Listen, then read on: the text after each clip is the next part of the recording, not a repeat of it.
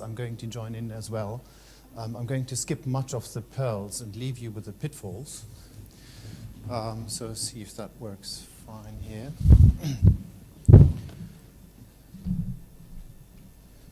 Right, so I've got nothing to disclose, unfortunately. Well, I'm starting to discuss with you very briefly how a routine flow scan works these days. I leave the pearls to others, at least most of them. I'm going to talk about some of the pitfalls and give you some takeaway messages, hopefully, by the end of the talk. Now, how does it work? Well, spins moving along a gradient will naturally acquire a phase shift. And that's sort of the principle of velocity mapping, as will be nothing new to the audience here. You can use a bipolar gradient, and the advantage of doing that is to be able to subtract the background phase noise. And that's what you can see here. So background phase shifts are happening all the time. And if you alternate the polarity of the flow encoding gradients and subtract these phases, you can get rid of most of them, and you acquire the net phase shift, which is then only related, hopefully, to velocity. And also you have some directional encoding, because obviously the phase shift only applies along a gradient, and if you select it such that the flow would go perpendicular to the planned slice, you can get a through-plane flow assessment. Now, velocity encoding, as I said, results in a phase shift of the moving spins, whereas the stationary spins will stay put after the phase difference calculation that you've done.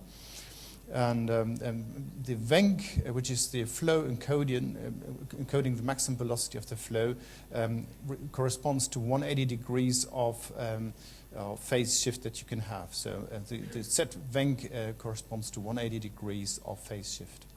And that's important because if you set the Wenck too low, you'll end up with what you can see here, which we call aliasing, which is then which you would then have to correct for. So most people these days will by standard use 2D flow. They will be using not retrospective VCG triggering, because that would miss out on the diastole. That's the main disadvantage. But most people would rather use retrospective VCG gating, and most of them would use segmented case-based techniques, as we've heard before, for the volume assessment. Most people will be using free breathing scans and want to do 2 to 3 numbers of excitations. Breath holding you can do as well, but it does have some impacts on the signal-to-noise ratio, but also on the physiology, because if you breath hold, you have inadvertently you've got some Valsalva effect on your flow measures that you need to be aware of. Now that's the scheme of the routine flow sequence I was talking about, retrospectively gated to the VCG. And you can see that K-space, a number of K-space lines, 4 lines, are read out after one excitation, and the system uses a bipolar gradient, as I said before. So that's a fairly regular scheme of a velocity mapping sequence that most of people will be using in their routine flow assessments. So that would give you phase contrast velocity mapping. And you can see on the left-hand side the velocity encoding of the pixels. So black would be moving towards the viewer and white would be moving away. And then you can segment the vessel with a region of interest. And that would give you the instantaneous flow at a given point of time as averaged over the region of interest. And you get a flow curve that most of you will be familiar with. Now, the pearls, well, actually, it is a fairly accurate technique with some restrictions and some information you need to keep in mind, and I will talk about that when it comes to pitfalls. So if you use a regular flow sequence, as I discussed, and you validate it against collected fluid over time in a flow phantom, we'll find that the line of equity is quite nicely met here. And so most scanners will provide fairly accurate measurement sequences. In vivo validation is a different story, as unfortunately there's no such thing as a gold standard. So people have used thermodilution, volumetry, and also QP/QS calculations compared to oximetry obtained from invasive catheterization to get at least some idea whether the flow numbers would make any sense. And most of the time people report fairly reassuring numbers that have encouraged people to use that in clinical routine more and more often. In earlier days, people have tried to use in vivo multi-center flow trials on healthy volunteers, looked at QP/QS, as you can see here, and obtained decent, good results between sites and different vendors as well. Looking also at repeatability, which doesn't seem to be a big problem if you just analyze the pictures, but if you repeat the scans, there's a bit more of a problem here. There's more variation in repeated scans, like you call the test-retest repeatability. If you look at the post-processing mean analysis, repeatability is good, as is the intra-site reproducibility and inter-site reproducibility as well. Now, we use it clinically to determine cardiac shunting, compare stroke volumes between the aorta and the pulmonary artery, to determine, for example, left to right shunting, and we'll hear more of that in the afternoon. We can look at differential pulmonary perfusion by taking flow perpendicular to the right and the left pulmonary artery, as you can see here, gives you sort of a gross estimation of the bulk flow to the right versus the left lung, which is very useful indeed clinically in congenital heart disease. And many, many people use that. Increasingly, people also use SVC flow return assessment quantitatively when it comes to determine QS and to estimate aortopulmonary collateral flow. But we're going to hear later more about that. That's not a very easy thing to do because that frequently suffers from pulsation artifacts, which may hamper the accuracy of the scan. Obviously, most people know that flow scans are very useful indeed to quantify valvular regurgitation. Particularly popular is quantification of pulmonary valvular regurgitation. And also, if you look at the side branches of the pulmonary artery, you can see that there's a differential contribution to the regurgitation from the right and the left pulmonary artery, as depicted here from a very nice slide from Andrew Reddington and his group in Toronto. Well, obviously, as we've learned from Margaret's talk on volumetry, that gives you very nice numbers, and flow does give you very nice numbers as well. So why not combine the two for the purpose of internal validation, but also to work out particular hemodynamics and a particular cardiovascular lesion? It's just one. We hear more of that from in the afternoon, but just to give you an idea, so that's a normal heart, a scheme of a normal heart, and obviously the stroke volume of the right ventricle will be the same as, should be the same as in the pulmonary artery, and the sum of the right and left pulmonary artery as should be the stroke volume of the left ventricle and the flow in the ascending aorta, and so forth. So, for example, mitral regurgitation, all you have to do basically to assess the regular antegrade stroke volume from the pulmonary artery or from the right ventricle or from the aortic flow, and then assess the stroke volume of the left ventricle by volumetry.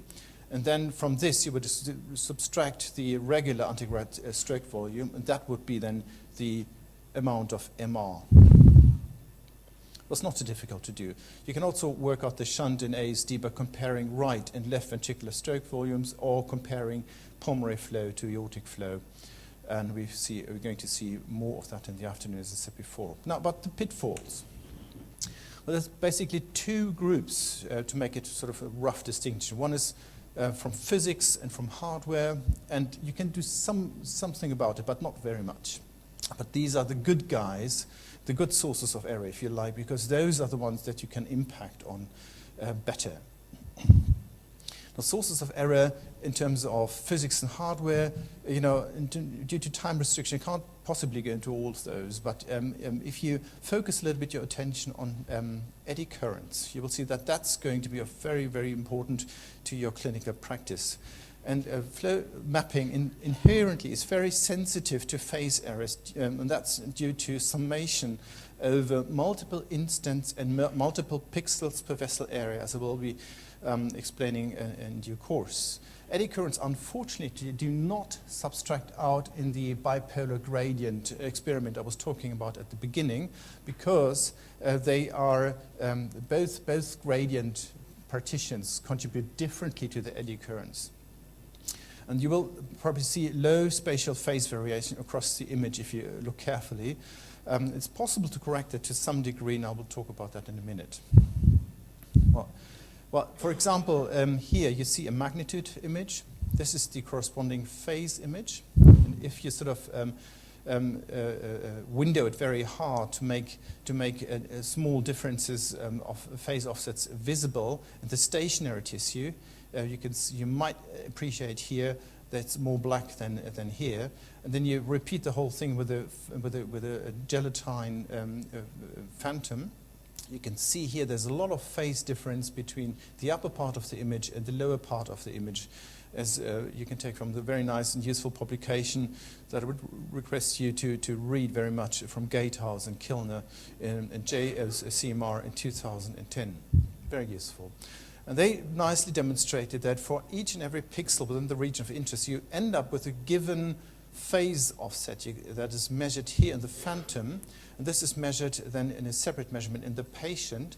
And actually, if you calculate, and I can't go into details here, but if you calculate how much phase offset in terms of velocity, how much erroneous phase offset in terms of velocity would be allowed, you can say roughly to 0.6 centimeters per pixel. So that would still leave you with a tolerable error. And this is a multi-center, multi-vendor assessment. You can see how differently the scanners perform in a flow phantom compared to what is actually allowed. So be careful with your scanner. You can do a lot of things with your protocol to impact on phase errors. For example, if you go for very high gradient speed and high amplitudes, you end up with higher velocity offset than if you go for slow gradients with less amplitude. But that's sometimes not possible. You should turn off your partial echo. You should keep your bandwidth as low as possible. And you should be careful with your Wenck settings, so we'll talk about that later. Now, this is another thing you have to be aware of. If you see phase shift like you see here, so it's a drift of the systemic shift of the velocity values along a sort of flow profile line across the aorta here and the pulmonary artery there, you can repeat it in a different patient. You will probably find no visible shift, but it's very hard to correct it on the flow image itself. The reason for that is you don't have anything to compare it with. You can't judge what degree of correction is sufficient and when do you overcorrect. And overcorrection can happen. So this is a true measurement here. These are the red dots giving the actual measurement. And then on post-processing, if you phase correct with different amounts of phase correction, you can see how much the flow curves will vary, but how are you going to know which one is the right one? So that's going to be very difficult, and you need to be careful with self-done background subtraction. What people sometimes do, they scan a patient and then move in a phantom, do the same thing again, and subtract the phase shift from the original measurement, but obviously that's not very practical and clinical routine. Now, flow protocol settings are also very important in terms of keeping the error under control. For example, the flip angle, unfortunately, is not very important in terms of flow accuracy, as nicely shown by Gerald Greil and his group when he stayed at Talgiva site a long time ago in a flow phantom study. The same for slice thickness. That's not critical as a takeaway from this slide. However, if you go for in-plane resolution, it's very important to keep at least 9 to 10 pixels within the vessel lumen. If you don't, you will run into inaccuracy. temporal resolution, obviously, you have to have some measurement points over the cardiac cycle. Just look, if you just do only 4 or 5 measurement points, how the flow curve looks like. And obviously, those measures are completely different from another one, where you just increase your temporal resolution to 40 frames per average cardiac cycle. So that's something very important to keep in mind when setting up your flow protocol. Also, angulation is very important, as otherwise you will be running into problems, as you can see from this slide, and I don't have time to go to all the details, but very importantly also the discussion about how should I be using the VENC. Well, that's something to balance. If you go for a very low VENC, you will need high gradient amplitude, and that, as you've heard before, will give you more phase error artifacts. However, a low and appropriately set VENC will also give you a high SNR, and that will decrease what you can see here, which is noise. And that's obviously not very helpful to get a good measurement. So VENC is a bit of a balance thing to do. And also, and that's very important not only for 2D flow, but also for 4D flow, you have to keep in mind the range of velocity that you expect for a particular measurement. Well, for 2D flow, you pretty much know what happens, but for 4D flow, that can be very hard to do. Now, this is aliasing. Well, if it happens that you set the VENC a little bit too low, am I out of time already? Yes. Oh, I'm sorry. Then you can sort of correct to this manually, but also there's software available. But the phase aliasing should not be more than sort of 360 degrees. And I skipped those slides. Physiology, I talked about the impact of respiratory hold on flow volume, such as pulmonary regurgitation. That's been nicely shown by Sonia Babu and Narayan's group, that it doesn't matter a lot if you quantify inspiration or expiration or breath hold. Well, pulsation artifacts, just keep that in mind. Look for those artifacts, as you can see here. If you see them, change your phase encoding direction. You can see how much difference that does make to the SVC flow return here. So that's massive. So keep searching for those. Well, takeaways are the basic sequence design, as I said before, retrospectively gated, mostly non-breath hold, 2 to 3 signal averages, plus or minus some undersampling. Respiratory motion averaging you will achieve this way, also some averaging of heart rate variability.